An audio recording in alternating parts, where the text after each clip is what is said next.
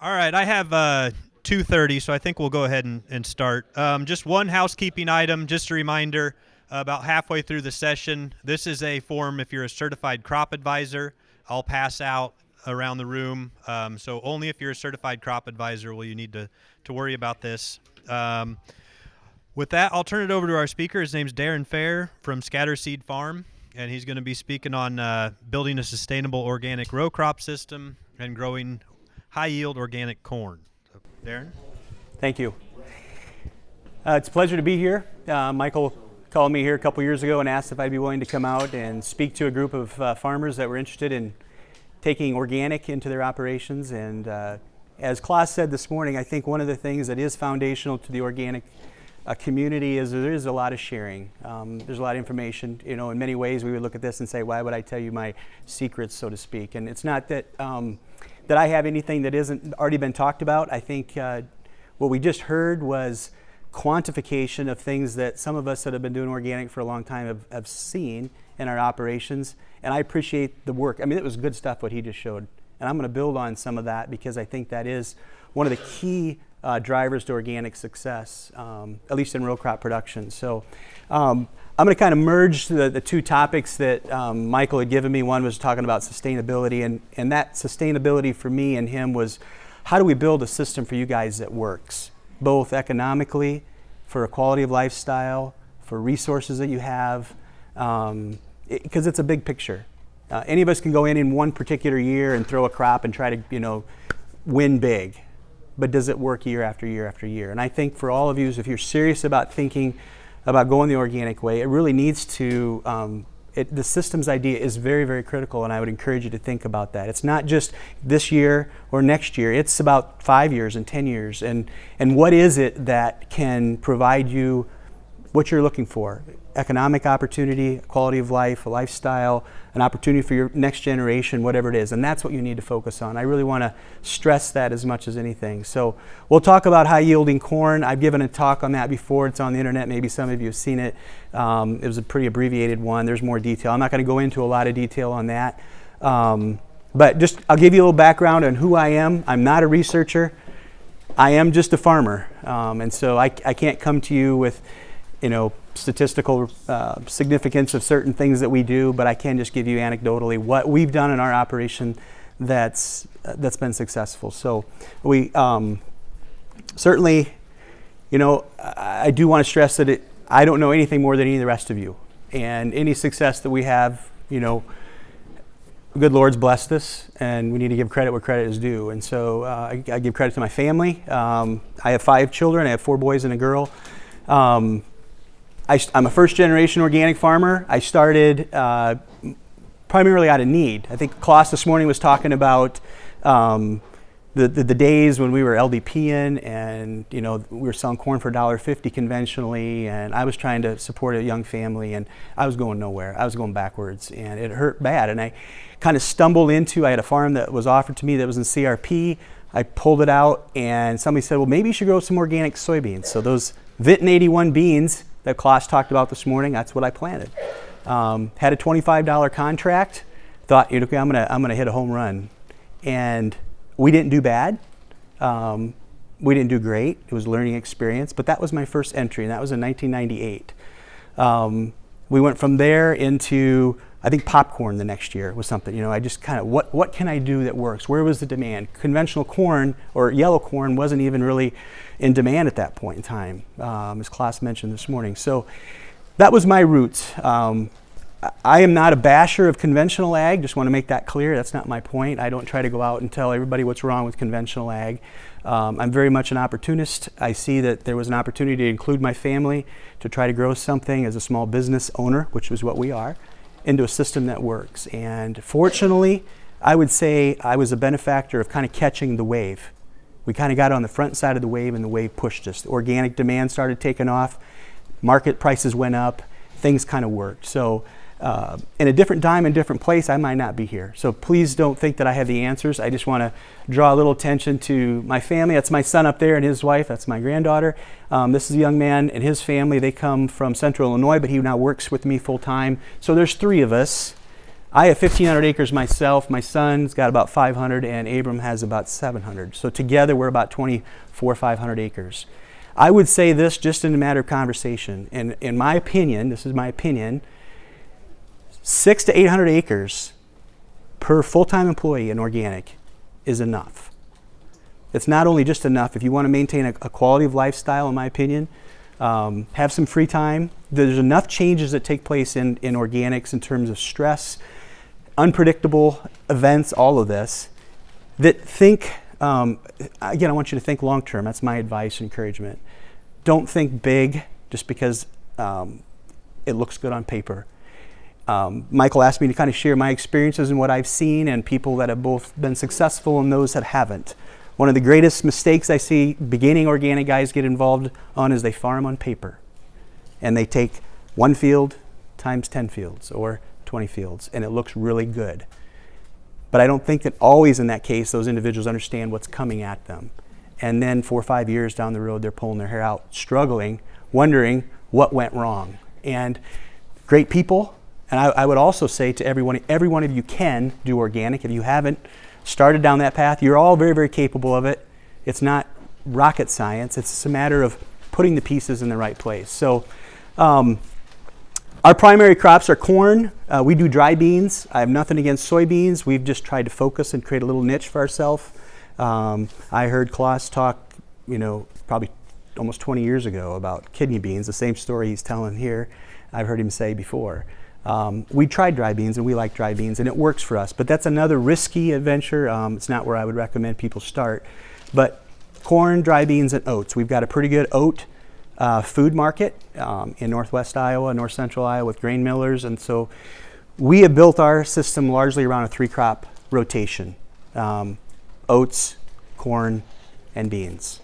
And we've taken a food grade market focus. I don't necessarily encourage you to start there because there are some challenges that come with food grade that create some extra work and disappointment if for some reason you set your expectations at this level and find out you don't make it. So that's a little bit of our background. I said that we are in northwest Iowa. This is I want to give you the lay of our land. We don't have 5% slopes, so we're relatively square, 80s, 40s, quarter sections, relatively flat. We have some slope. In fact, our bigger issues are as we pond. We get big rains in the spring and we have water sitting. And so that becomes a challenge for us. But good black dirt or CECs, high 20s into the 30s. Our pHs are, 7 to 7.5, somewhere in there. We can grow good crops. And if I'm talking to a conventional group of people and they ask me, well, isn't organic like half? And I say, there's no reason at all to expect anything less than equal yields with a conventional system. We have the same genetic potential. We have the same opportunity. We're using great quality seed. There's no reason to expect less. Our challenge is to figure out how to protect that yield and to encourage it through some of the things the doctor just spoke about if he stepped out. And that we'll get into. If we can provide the resources to that crop and protect it, there's no reason to accept less. So if you're coming from a conventional environment and you think you can grow 250 bushel corn, we should grow 250 bushel corn. There's no reason to not. So don't necessarily set your bar lower just because you're going organic. I don't think you need to, but be prepared to make it be lower if we don't do some other things right. So my hope is today is just to give you a little background on what we do. It works for us. It may not work for you. That's my disclaimer, right? I'm from Iowa, you're from Indiana. In Illinois, different parts of the world, maybe what works in my area doesn't work for yours. But so what are the elements of organic farming success? I just titled it this way. And I wanted to kind of say in my order, what are they? Well, the first one that's most significant, it goes without stating really, is the weather. So we can't control that. There's nothing we can do about the weather. We can prepare for weather by making better choices in some of the things that we do, but obviously the good Lord has the final say. So what are the controllables? So maybe I'll offer it out there. What do you think are the things that you can control? Somebody shoot out some thoughts. What can we do that we can control? Or what are the controllable factors? Weeds, okay. Or lack of control of weeds, yep. Drainage, okay. Seed selection. Okay, genetics, seed selection, good. Preparation. Okay, field, like in the spring you're saying? No, I'm saying just being prepared. You're saying you as an individual, excellent, yep. Okay. Any others? You're going to get most of mine here, I think, pretty quick. Planting date. Okay, planting, timing. Fertility. Yeah.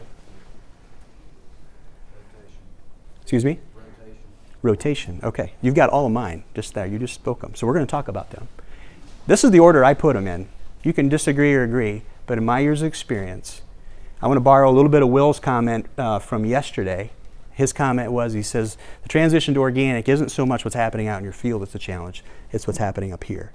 Some of you heard him say that. I believe that completely. I also say that all of you can win that battle, and it can work.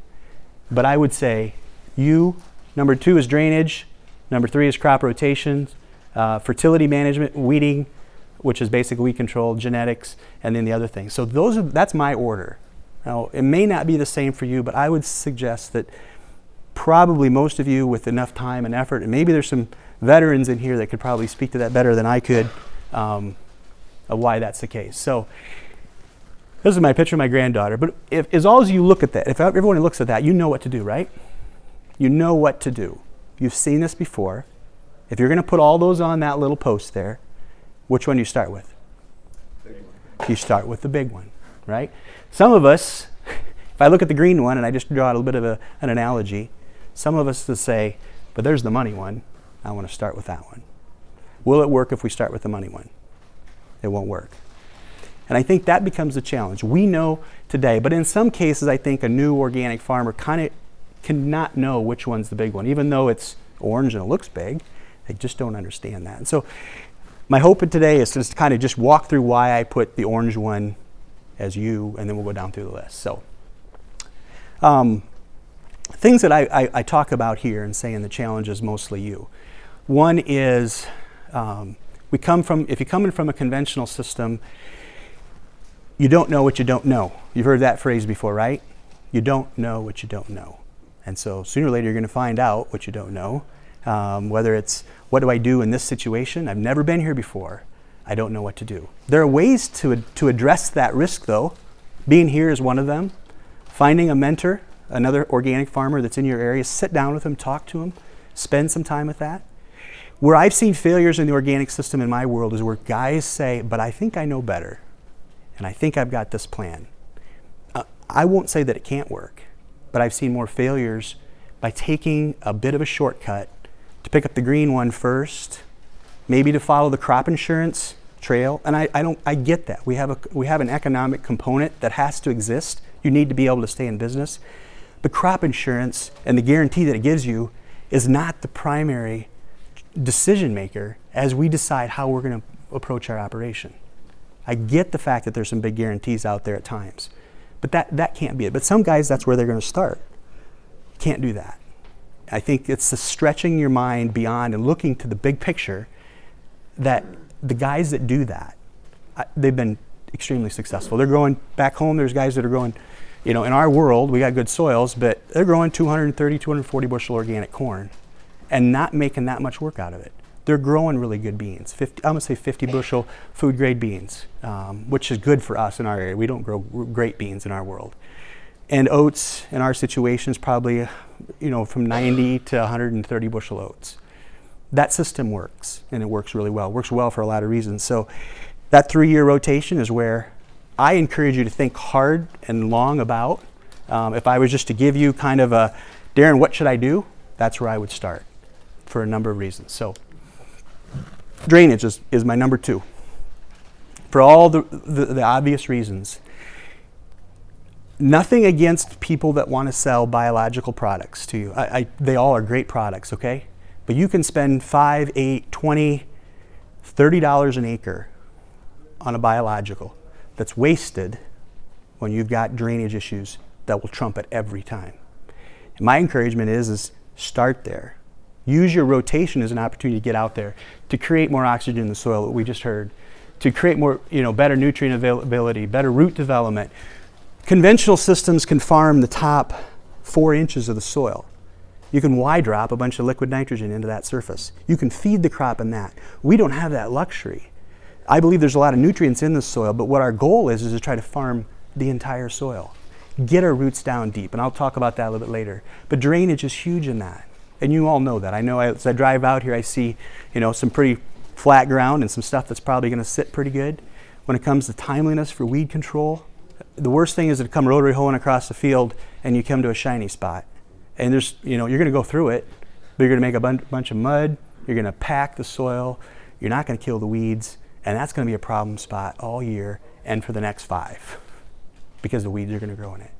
Take that time, and I really, if you want to think long term, you want to think about a system that works, think here first because it'll pay you huge dividends.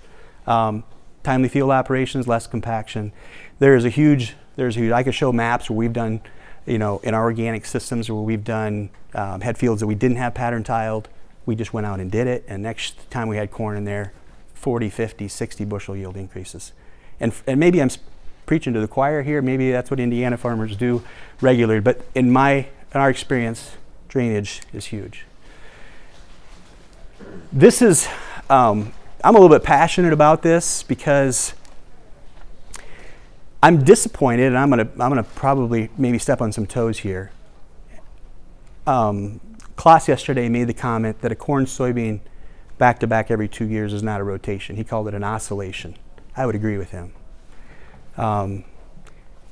I strongly encourage all of the guys that I work with. I sell seed. I work with a lot of group guys. We have our own meetings. We come in and we talk about, just like Klaus said this morning, we have these 40, 50 guys, we're all together talking about different ideas. But I encourage them, let's not shortcut the organic standard, the NOP requirements, just because we can slip a rye in and do corn 2-3 years in a row. I don't believe that's right. It can be done, and if you're doing it, I can understand why you're doing it. But I would really encourage you to be an example for organic integrity. I mean, word's getting out of the fraud that's existed already out there in the organic place. I think the integrity piece is a huge part of the organic movement. And I think to get to a crop rotation is not only right from that standpoint, but it's going to pay big dividends as you deal with weed control, nutrient recycling. Klaus has spent a lot of times talking about crops that follow other crops. I'm not to that level yet. I can't quite put my arms around all that, but it's huge. So, we got some peas that we've grown. We've grown yellow peas as part of a spring seeded crop. So I talk about spring and summer seeded crops. If this is the calendar and this is January and this is December, right? So here's the window for a spring seeded crop, whether it's oats, wheat. I'm not assuming winter wheat, but I'm just going to say the growing season is in the first part of the year. Gives us opportunity to do weed control issues later in the year. Huge opportunity there to clean up our fields, to set the stage for the next year's corn. Corn is more of a summer crop. It starts from May till October. You're not going to get a lot of weed control other than by tillage and other mechanical or hand methods to control those weeds. Soybeans, you can push the plant date back further. So we're a little bit further later. That provides some opportunity to either manage things in the spring or to control weeds. We do cover crops. We don't do the rye thing. My anecdotal experience is exactly, I'm not a big rye fan, personally. I think there's other ways, other cover crops that we can use. We have used buckwheat and sun hemp as a following, like an oat that goes into corn. That's proven to be pretty good. The only problem with that is you need to terminate this pretty quickly, otherwise you have a field of volunteer buckwheat the next year, and that's not pretty. That's just a mix of brassicas and clover and vetch and things like that. Again, great soil building stuff, all the stuff that I know you guys probably do a lot of out here. That's a field of canola. We actually grew that this year. We actually grew that for seed, for grain, and harvested that in late July. Sold it to be pressed. It's made into canola oil, going somewhere. I'm not even sure where it's going. But think of that spring season solid seeded crop as part of your rotation, whether it's winter wheat or a spring solid seeded crop. I think that's very, very important. And then follow it with your corn and beans. That works really, really, really well for us. One of the things I really like about that spring season crop coming off, we typically, I'm going to talk about oats for a little bit. Question on the canola, what are you going to follow that with? That's going to go to corn. Be careful because you could have a 5–10% yield decrease. Okay, so great point. It's the first year we've done it. I don't know anything about it, but we tried it on just a few small acres. So something to learn. I should have been here last year and you could have told me that. I might have changed my mind. So when we plant oats, my preferred approach, and it's not that it's the right one, but it's the one I like. I plant oats naked. I don't plant any clover with it. The reason I do that is for a couple reasons. One, I like the weed control opportunity that exists. Klaus talked about thistles earlier, right? I get the thistle thing. I've had some issues with thistles. I can take care of my thistles if I don't put my clover in with my oats. I can come in after the oats are off, and this is what I typically do. We'll harvest the oats, blow all the straw back on the ground. Why? Because that's a rich potassium and sulfur fertility base. Don't ship it off if you don't have to. Keep it on the field. Let that sit there. We get a little rain on it. I come in and disc that all in. Just incorporate all that plant material. All those light oats that I blew out the back of the combine start to regrow in that next rain. And in 3 weeks, I've got a complete crop of new oats that are growing. I wouldn't necessarily, I would say it's probably at least a 3 bushel I'm blowing out the back. So I got a pretty heavy stand of oats. We could go out in that time period and drill some brassicas in there, which I should probably do, or some vetch. But in that environment, I have time to go out and start doing my tiling. So summer tiling is a great opportunity. We have our own tile plow. We just go out and start finding spots to either start pulling in pattern work or fixing things that are bad on our purchased ground and on our rented ground. I think there was a comment, this was from yesterday, I think Jason was talking about what do you do for rents when you're as you're transitioning and you're going into this organic? What do you tell your landlords? Do they get more or do they get less? Our way of rewarding our landlords is we pay a flat rate and we invest back in the tile. That's a way to give back to their farm. Preferably, we like to be on a crop share arrangement. That's a win-win for the landlords as well. There's probably more money we can make if we stay with the cash rent system, but it's also more risk. So, but the rotation works that way. Foxtail is another issue. I can kill my foxtail. I don't have a grass problem in my corn. We have opportunity to destroy it that summer, till it in a little bit more throughout the year, anything that's volunteer. We will put our manure on, and I didn't mention this earlier, and I'll get to it in a little bit here, but we use chicken litter. Layer manure is our source of fertility largely. Come late in the winter or late in the fall, we'll apply that, and I run a disc through that standing oats that's about that tall, and then we take an inline ripper. I like the inline ripper for a couple reasons. One, just breaks up any compaction that we've had there, opens a path for air to go down and water to go down, and we have this, I'd say just this kind of this composted mix of soil and carbon and nitrogen that just starts to slowly cook. Great opportunity for good corn. One of my new, and Doctor, I don't know what his last name was, or first name, doesn't matter. Our former speaker, previous speaker here, hit the nail absolutely on the head. I think one of the biggest opportunities for us to push yields and keep them high is to understand the nutrient release that's happening in our soils. So case in point, you can go out. I had a landlord come to me, not mine, it was somebody else. He had somebody that's farming his ground organically. They pulled in, I want to say probably early September, and put on 4,000 or maybe 3,500 gallons of hog manure for next year's corn crop. He said, is that the right thing to do? And I said, no. Why? Well, the soils are way too warm at that point. You're going to start to create rapid breakdown, in my opinion. Come next spring, you don't have enough carbon in those fields, especially if it's on a soybean. And those fields, I can guarantee, because I've seen it over and over, will be out of gas come the 1st of August. The corn's going to turn yellow, maybe 140 bushel corn. That's as good as it's going to be. There's probably going to be more grass. Now, I'm speaking probably a little bit to the exception, but I think it's probably more the rule. I think that's a dangerous thing to do. I think just as you would go out and put your anhydrous on after the soil is a particular temp, or add N-Serve, just kill the bacteria to stop the breakdown, the same thing should be considered as close as you can. I understand the standards require that we need to put it on at a certain point. So our ground isn't frozen, but it's late enough in the season, the temperatures are dropping, and that's when we put our manure on. So we'll put our chicken litter on generally all in the fall. I'll put 3 to 4 ton of layer manure is what we'd put on going on to corn. What you see in the next picture, these bottom 2 pictures, we do some top dressing. We don't do it on all of our acres. That's basically dry chicken litter that I'm able to put in this row crop spreader, and I'll go out and put another 1,500 pounds of dry on. That's an insurance policy. It's an insurance policy that in the event I did run out because we had too much rain in the spring, it carries me all the way till October. The catch is sometimes the years that we need it the most, when we got a really wet spring, I can't even get in there to do it. So that's a hard part. And then there's sometimes we'll put it on here and it don't rain anymore, and you got just chunks of manure laying on the surface. So it's not a cure-all. It's an insurance policy that we've chosen to do when we can and as much as we can. But the whole nitrogen release thing, I think is really good for you to think about. So let's say I did corn and then I wanted to go to oats, which we have done in the past. We had a 2-year rotation early on in our organic rotations. Just solid seed, it's a sod crop, it met the standard. We went back to corn. It really wasn't a rotation either, but it was one way that we tried to learn what we were doing. Corn stalks tie up a lot of that early season nitrogen, right?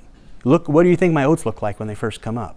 Just as he would said, all those bacteria were just zoom, going over, pulling any available nitrogen to start breaking down that corn stalk.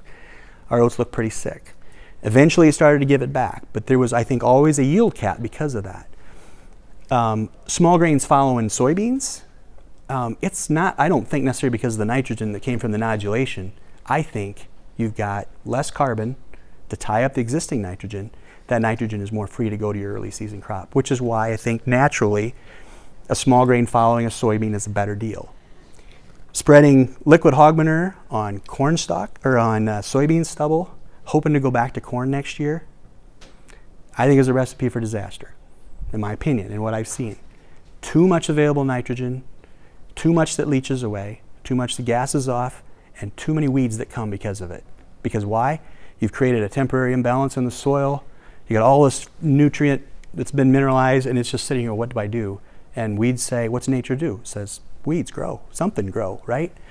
I've seen that in a slightly different scenario. I was telling some individuals earlier that a couple years ago we planted peas. The peas got so much rain, they rotted, and so we just worked them into the ground.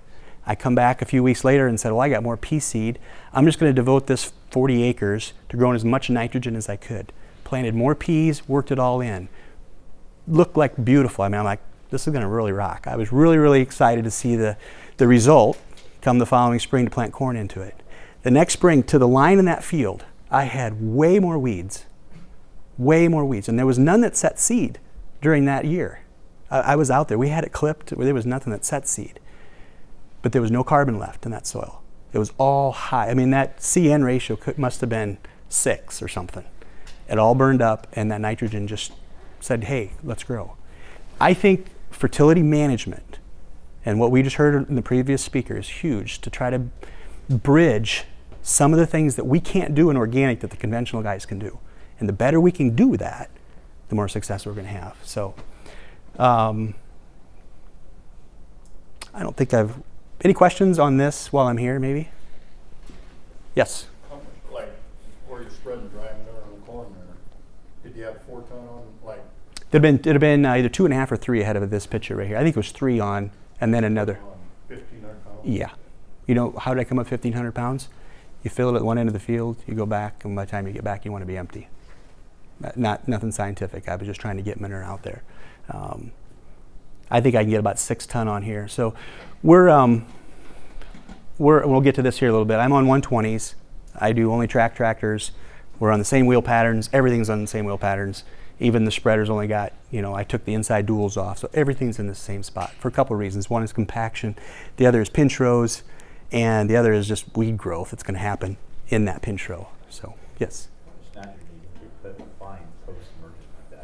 So, and again, some of that manure is in the organic form. It's not all available. One of the things I should say as well is that we put manure on every acre every year. So the oats get a little bit. I even put a little bit on my beans, and then the bulk of it comes on the corn. So we've got residual every year that's happening. Does that make sense? So, our manure, our dryer, this here is probably like a And per ton, I think this is probably 60 units of N. This dry stuff is higher in N. Most of our manure, that stuff up there is probably closer to 45 N. 45, 40, 30 is probably our layer manure. You guys maybe have better layer manure than what we do, but that's about as good as we can get. Any other questions on manure? Yes? How high are your phosphorus levels with that kind of manure?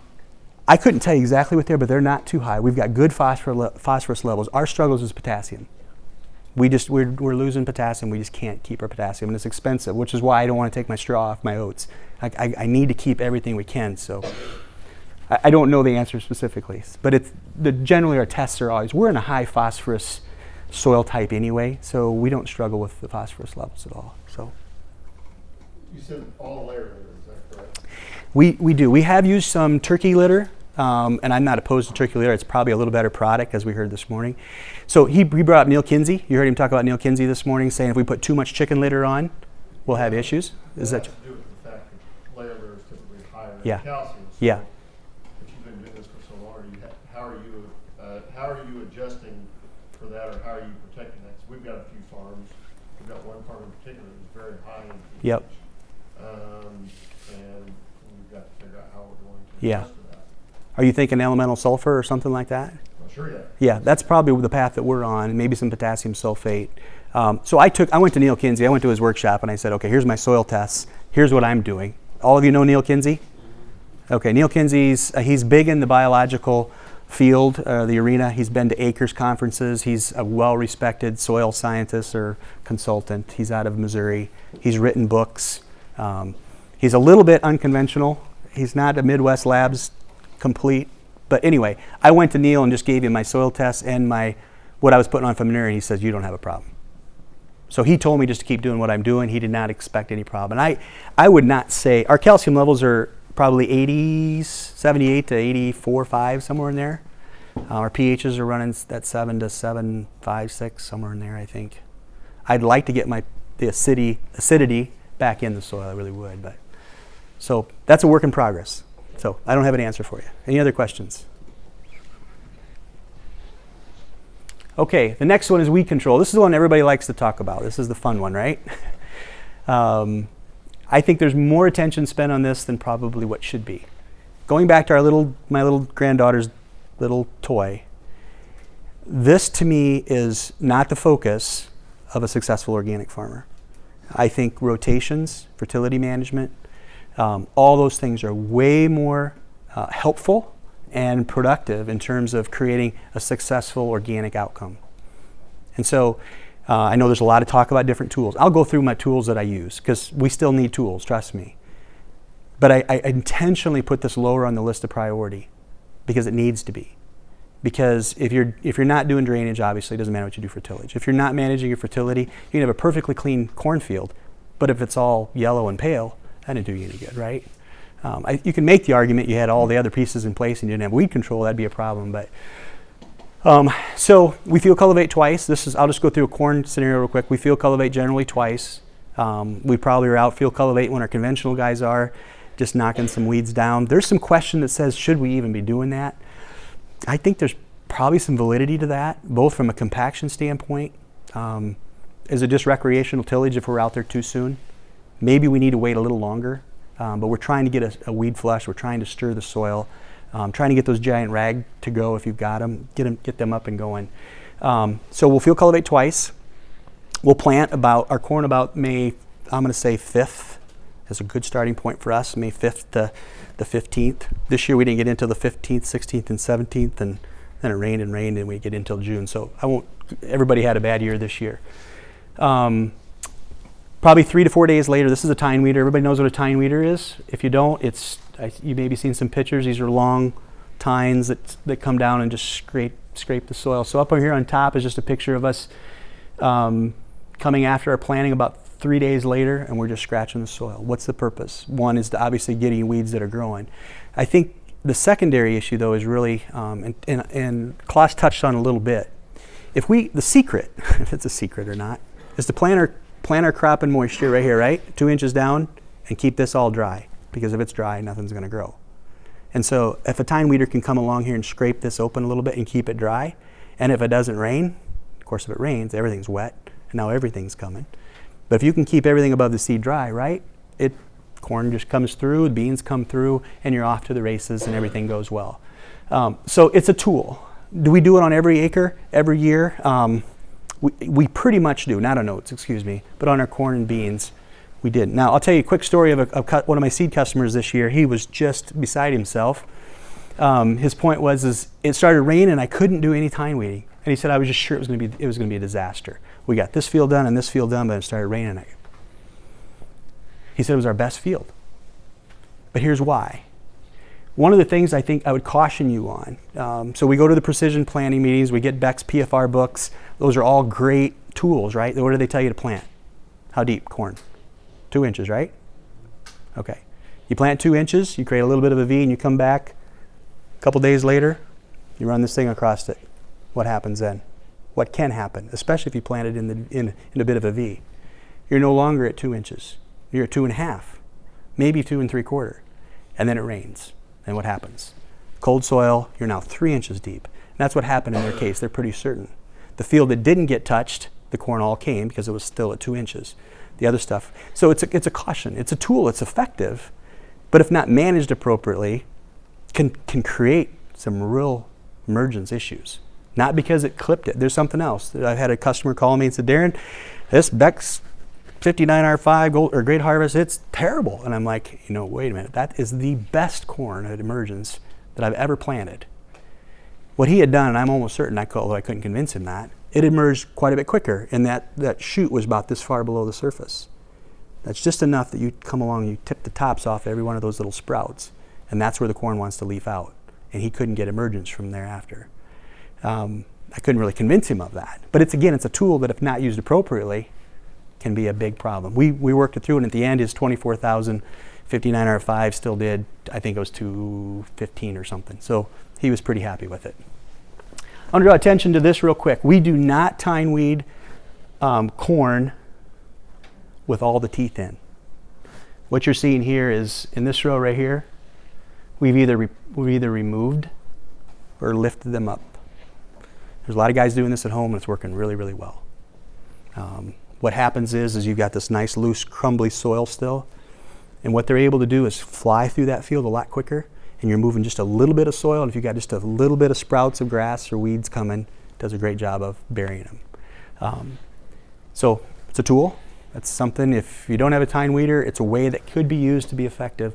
In our beans, we typically, I think this is even after rotary hoeing, this has probably been rotary hoed first, and now we're just coming back out and going through it slow, just scratching right through it, scraping pretty aggressive, and just trying to peel out any other weeds that have started to grow. Yep. Do you tie up on the beans too?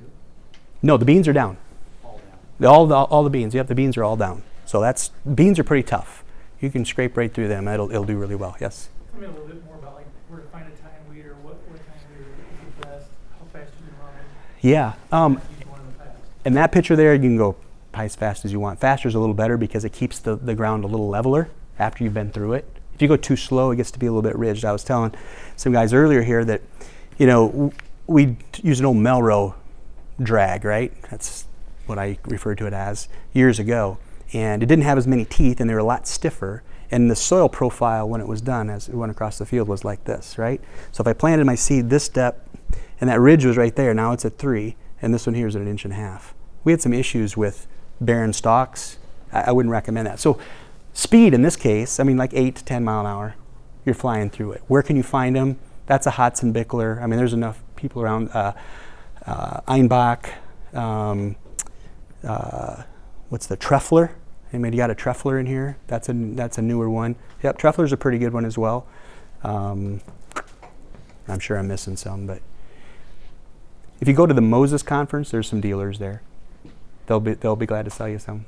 So this picture here is probably, I'm going to guess, maybe 4 or 5 mile an hour. So it's faster than a cultivation by a good clip at this stage. It might even be faster than, I don't remember. So, but So, how do you compare a tine weeder to rotary hoeing? You do that in there, Yep. you hoe your beans. Yep. How do you differentiate? Yep. those two? I use a hoe. I think a hoe can be. I could probably show you some pictures. So I'll switch the page here real quick. Here's the rotary hoe where I got all the rows in. If you notice carefully up there, I took some of them out. I got tired of buying hoe wheels. They're expensive, and you don't really need to worry about hoe in the middle of the ground. But after running that thing for a while, you learn real quick if the hoe's doing any good, because it gets pretty green in the middle. So the hoe works. I certainly wouldn't take a hoe away from our operation. Some people I know have hoed at that stage. I'm a little nervous like that. I think it could work, but I think you could pluck out more seeds possibly than what I don't know. Anybody else hoed, blind hoed? Okay, you guys are, out of here. Okay, so what do you think? You tell me. We don't lose stand. You don't lose stand. Just don't go as deep. Just don't go as deep. Okay, so there's your answer. Take the pressure off the wheel. Yep. I certainly don't. We just haven't made that be as much of our practice as you will. So I do think either one of these, well, for sure there you're not going to get any skips. Where a hoe isn't going to get everything, you think? Right. Yeah, it gets a lot of it. I think I would say the job that the tine weeder does for sure at that stage is superior. But in dry, especially in dry ground, So question back there? No? Okay. So great. That's a great suggestion. Don't be afraid to take your rotary hoe out there and do it. I think that's great. We haven't made that part of our system as much. So this is a 40-footer. I think it cost me $25,000. So that's a budget. So you just know what we got invested in there if it's important for you. Any other questions there? So we rotary hoe once to twice probably. Cultivation, I'm saying 3 times. It just kind of depends. Yes. Kind of tie it together, is the goal of the hoeing to try to dry out the tiny seedlings that we're not seeing? Yes, I think there's that. It will actually pluck out stuff as well. But we've been in some spots where there's a little foxtail coming through, and just running through it and breaking that up with the hoe, I think on a dry day, it'll just allow that stuff to desiccate like Klaus talked about earlier. I wouldn't have thought it was doing as much, but you come back and look at it, and it's dead. I mean, it died, so, yep.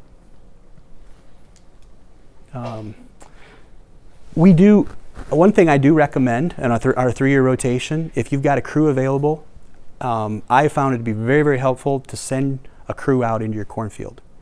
Even if it's just, hey, at that end of the field I got a little bit of cockaburs coming, go get them. Or I got a little bit of giant rag coming around the fences. Walk your corn. Because if you don't get it in your corn, it's going to put out 1 million seeds, right? You're going to find it the next year in the beans. Giant rag will continue for the next year, and it'll be in your oats or your wheat, potentially. So I found it to be really, really helpful from a weed control standpoint. If you've got a crew available, as soon as you get through the first cultivation, let them go. Let them go find some stuff. You might spend 40, 50, 60, maybe 70. I mean, if they're out there just picking stuff here and there. Generally, I would say for somebody just to walk a field, if it's fairly clean, I would say we're spending about $50 an acre to get through that. It's worth it. It costs them $25 to $30 just to walk and not pull a single weed, but it's still good to have them go out and get it. So the hand weeding crew for me has probably, to be fair, they make me look like a lot better organic farmer than I am, because they are able to pick up just a few of those loose ends that we just can't, we don't have the resource or the time to get. I can't get my kids out to do that anymore. I got pictures of them scowling at me enough from walking beans. So questions on weed control. I know it's a favorite topic. Couple points. Burner. People ask, do I use a burner? I have a burner. I don't use it. I don't like the injury to the crop. I don't like it. If you're going to try to go for really good corn, there's enough literature that says corn doesn't like to have a bad day. You burn all the leaves off of it, it'll come back. It will. And sometimes if that's your only choice because the worst enemy is the grass pressure that's coming, then you do it. But I'm not as big a fan for our system to try to do that. So in some cases, if there's some morning glory coming, the burner works pretty good on some morning glory. Down low, get some heat because it's crawling around the bottom of the corn. You can set some of that back. The weed zapper, we have not used the weed zapper.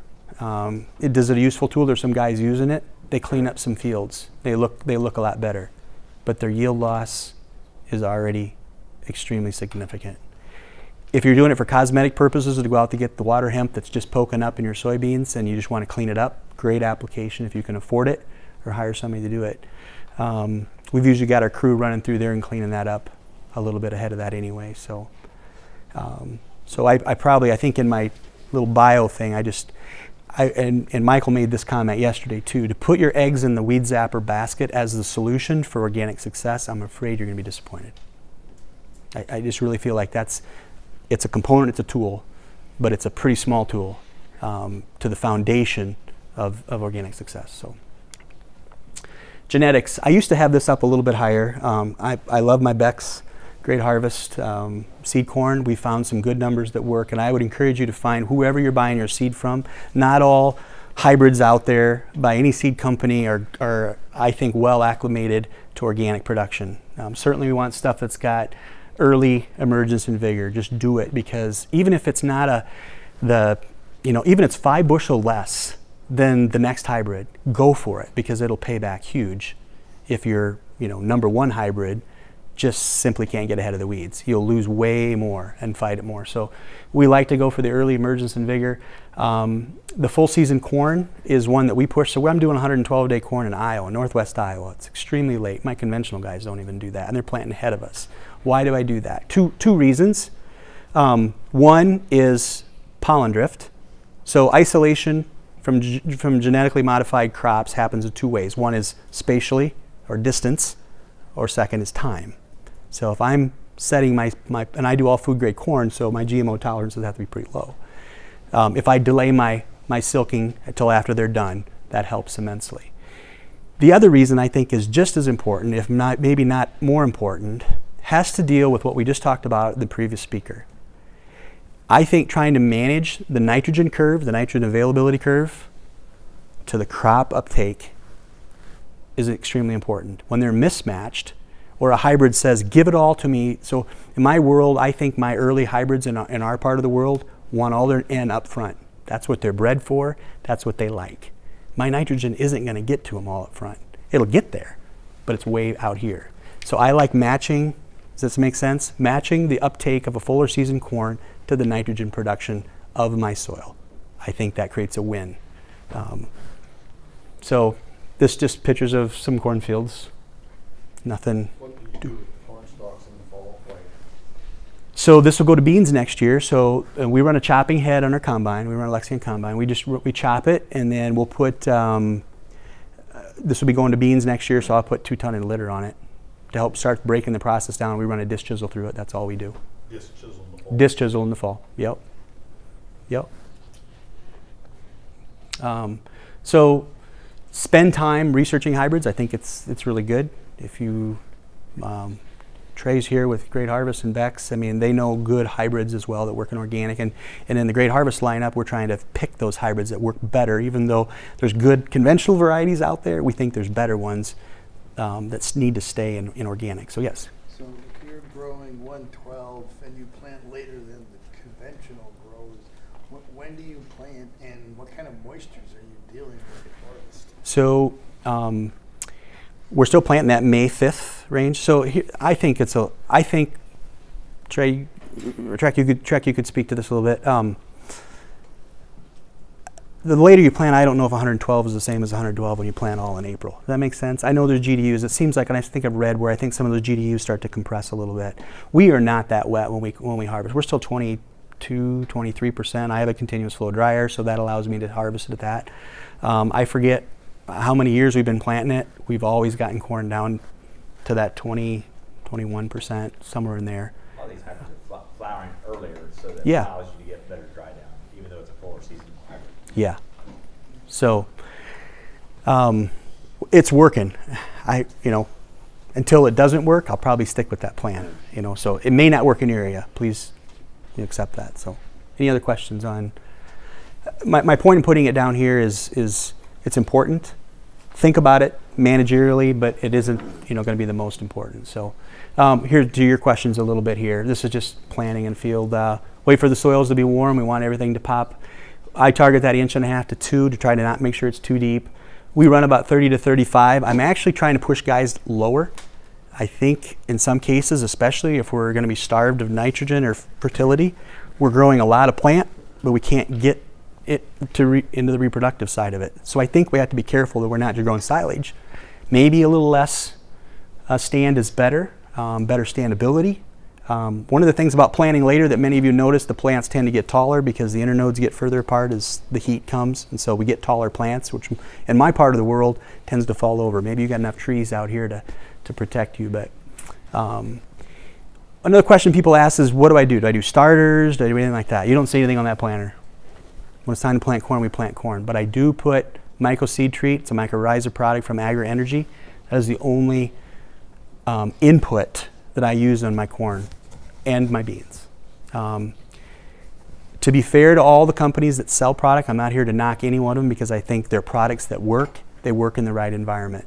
In our system where we have a heavy manure base and we're putting manure on every acre every year, to add a little more biology to a soil that's already flooded with biology doesn't provide an ROI.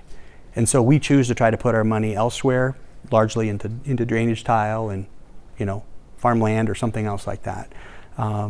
We've done fishes, we've done a lot of biologicals. I've just done the gamut, and I'm to the point where I feel like our soils, once we get the soils active and doing what they need to do, they can provide what's needed. And we just haven't seen the benefit for us in our world to go to the next step. Now, I'm prepared to be told I'm wrong and that there are some products that I'm missing that would be better.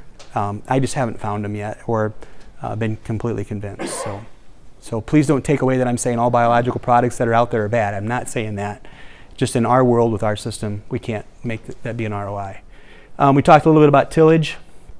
This is just a picture. I use an inline ripper. This is my son. He was just out running. I just thought it was a nice picture. I just threw it up there. But to the point, we need to farm deep, right? We need our roots to go down. There's nutrients there. We just got to get to them.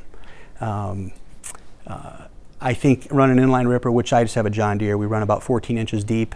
We run through. It just does a nice job of lifting that soil up, creating a path for drainage, for water in the spring to go down. Oxygen, all the things that Klaus talked about from a biology standpoint.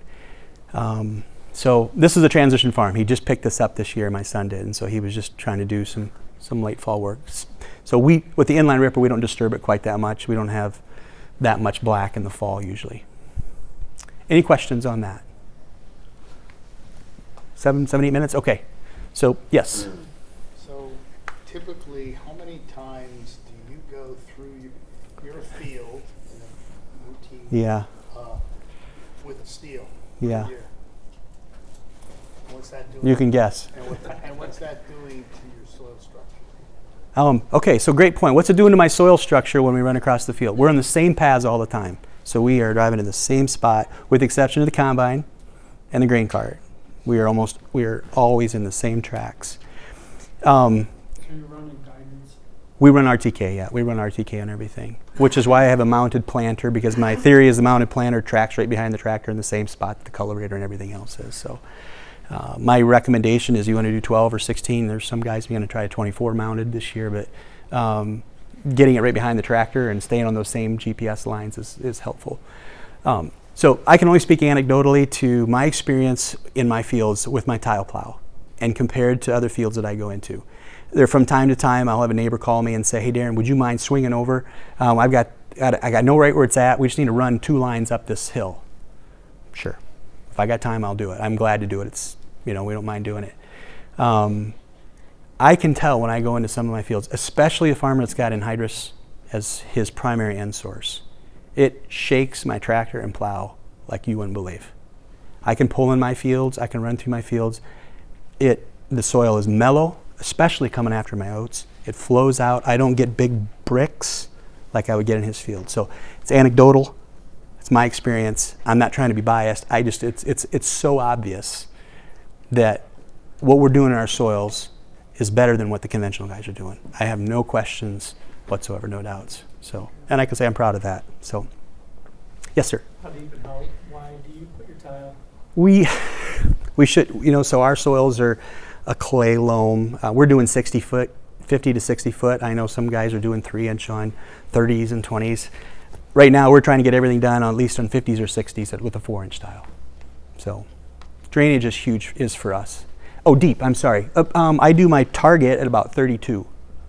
So try to keep it a little shallower. I want the moisture there late in the summer So I don't want to bury my tile. So we'll try not to cut through hills if we can go around it and keep it shallow. So 32 inch would be to the bottom, so I'm 28 inches is my target, and I'll set my range in my tile plow to kind of hunt through there wherever it needs to. So, makes sense? Yep. Okay. One other, oh yes, go ahead. Are you running any cover crop between your corn and your beans? No. So we have tried that. We've tried flying on cover crops. We've tried planting them afterwards. In our part of the world, we are so much later, we just can't get the growth on it. It just doesn't pay. It's so hard to get it established and get any type of growth on it. I mean, it's this tall and it freezes and it's toast, you know. So after corn going to beans, no. Our best is after small grains. We can grow beautiful cover crops. Okay, the last thing I want to talk about, I'll just tease you a little bit. If you want to grow really good organic corn, this is what you do. That's really, really good organic corn. If your goal is to try to see how good organic corn you want to grow, you can add at least 40 bushel, 50 bushel a year just by doing that, by doing strip cropping. We did it on one field.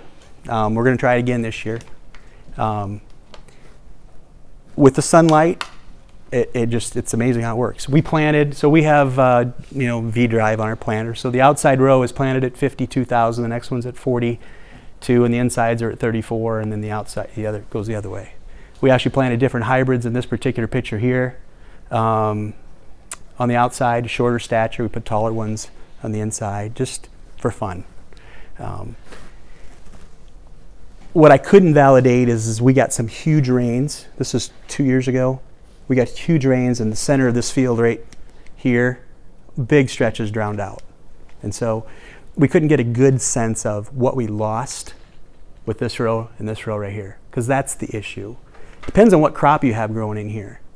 The value of it, I should say, the value of that crop. Because if you're going to give up 10% of a $1,000 crop and you gain 10% of a $1,000 crop, you didn't really gain anything. If this is a $2,000 crop and this is a $1,000 crop, then you can afford to lose a little bit more here. What I like about this is pushing us to think about things differently. Think about different ways you can incorporate new ideas into your operation that can build on what you already know and what you've learned in different meetings. Why does this work? There's a couple reasons I think it works. Obviously, one's the sunlight. The other one is the air movement.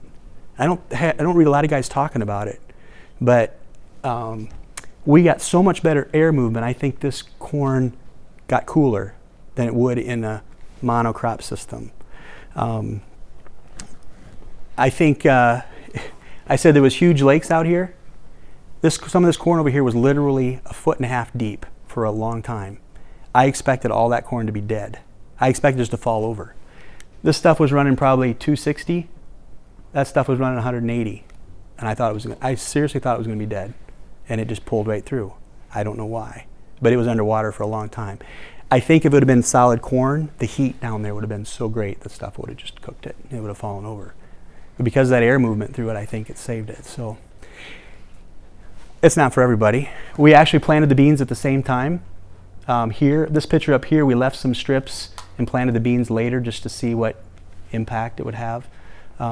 Unfortunately, because of the rain, it kind of threw a lot of that data out the window. But here I planted just for curiosity. I mean, this is where we drove. So the corn was planted on the wings of my planter. So there's no traffic over here. So no compaction. This is where we had all our wheel traffic right here in the beans. How did I harvest those beans? I have a 20-foot swather, so I swathed them. Come back with the pickup head and picked them up. These are actually dry beans, so that's not uncommon. You could have did it with your soybeans as well. So there are some guys that do a row crop corn head up in our area with conventional systems. So this is all Roundup in a conventional system, right? They'll run a row crop head with their combine and go through and pick this up too. So maybe there's people that do that out here, I don't know. But I thought I'd just throw these slides up for anybody that wants to expand and think bigger. So with that, I think that's all. Questions from anybody else? You put after your oath, you typically try like a clover then going into your corn? corn? Have you tried doing that? So we have done that. It's not so much a clover. We'll maybe do like a mix with some peas or vetch, and we've done that as a cover after our oats. So we're still relying too heavily probably on my manure as my basis of nitrogen. So all you guys that are making covers and making it work well, you know, I applaud you. I would like to get better at trying to grow my own nitrogen instead of depending on a purchased solution. Because I feel guilty in anything we do. It's that I have to buy my manure. And I would love to find a way to make covers be more effective, but maybe we won't get that done. I don't know. Go ahead. So in that strip system, what's your plan next year? I want to know how much I'm losing in the middle. I need to validate that to see if it's worth it, because it's a lot more time and effort. I bought an 8-row cultivator, an 8-row planter just for messing with it. I've thought about buying taking my 8-row planter and just kind of tricking it out with liquid and all sorts of stuff and just make it be dedicated for that kind of sort of thing. We're going to do some more bean tests. I'm actually going to throw some oats in just in a section just for curiosity to see if oats planted in a 20-foot strip, getting out ahead, and then come back planting the corn, see if they grow at the same time, and then swathing them, see if that works. So my plan here and this one here was back to my rotation. Oops. So this side is corn, that's beans. Next year that's beans, that's corn. Now, I'm being a little hypocritical talking about my rotation here, and then the third year is solid seeded oats, the whole farm, and then go back into corn, beans, and then beans, corn. It was an effort to try to understand if it can work. I think there's going to be some downfalls, but if we can manage the weeds and the fertility, maybe it'll work. So yes. Any thoughts on going, wider, so it meshed up with your equipment there, where Yeah. 16 to 8? Yeah. Or did you choose 8 because that made it easier to do the testing you wanted to do with the thoughts of going back to 16 later on if you actually liked it? The benefit is all right here in these 2 rows. So you can go wider you want, but you're not going to get the benefit. Okay. So 6 rows is probably better yet, because the benefit is all in the 2 outside 4 rows. or 2 rows. Or Right. Yeah. You just keep working your way down, right? So you'll think I'm crazy, but so I did one other test where you've heard of the 60 row stuff. Okay, so I planted. So with my planter, I could do this. I planted 50-some thousand in this row, and then the next one I planted 12, and then 50, and then 12. Okay, so my idea was the 12,000 would put 2 ears on, right? I'm thinking 2 big monster ears for every plant, and then the 50,000 should act like the 60 row tests. That didn't work. Didn't work. Yeah, so I wouldn't recommend that. I think the 60 row thing is good for the guys that want to grow cover and graze it, maybe have some slopes, and are willing to kind of use that cover as a kind of a mulch. But that was for daylight. I was trying to get daylight down. I'm thinking, well, if I only got one plant and one plant and one plant, it puts on 2 years, and these guys are all 50, and they're still going to yield 200, then this is all gravy in the middle, and it didn't work. So Which part of it didn't work, the outside rows or the inside rows? the insides just put on one, and then there was more weeds in there. I just couldn't control it as well. And I think my outside ones I just don't know. So I may try it again someday. I don't know. Yes. Did you add nitrogen other than the manure? No, we're just manure is the only thing we have. Manure and the seed treatment. That's all I put on. I just haven't been able to get an ROI both from a time and resource and just the product. I think they're good products. Please don't take away that I think they're bad. I just can't make them work for me. Yes. You're getting the nitrogen effect from your soybeans by putting those outside rows together. Sure. We've done interstripping with soybeans. Okay. So you're getting a benefit from the nitrogen from those beans, not only sunlight. but Sure. nitrogen. Okay, it's a great point. So maybe more nitrogen credit than I thought. It is pretty neat to look down that when you peel back. I don't have any picture of it, but you pull back all those ears and you got 50,000. You feel like the Hulas and the Dowdies of the world at that point, I suppose. I mean, it's just big ears and just lots of them. It's amazing, but it works. I think we did tests. I think on the outside row, there's running 400 and some. That's just what it can do. You run that north and south? There's a north-south field, yep. You can kind of tell from the sunlight in this picture here, yeah. So I guess in closing, I think one thing I want to just reemphasize is that you are all very capable. If you maybe you guys are all organic already, maybe you're having some challenges, maybe you're not, I don't know. my advice, encouragement to the guys getting started and the guys that are just considering, don't think too big for starters. Make sure you got plenty of help because it's a lifestyle change for a lot of people. Think strategically long term. I really encourage you to think. The guys that try to do a corn bean, then say, well, let's do corn beans again, or try to keep that rotation too many years of row crop, it just doesn't work. It can work if the weather is perfect, if it stays dry. But you throw a wet year into that, all those mistakes suddenly just go oof, and you feel bad. We all wanted to feel like we did a great job when we're out combine. Nobody wants to combine, 60% of yield. You want to get at least as good as what you could have did conventionally. That's the goal, right? Or better. You want to feel good about it, and I think you can. You just got to be smart about it, and take the advice from local peers or anybody else that you trust. So, any other questions before we're done? Okay. Okay, let's thank Darren for that information.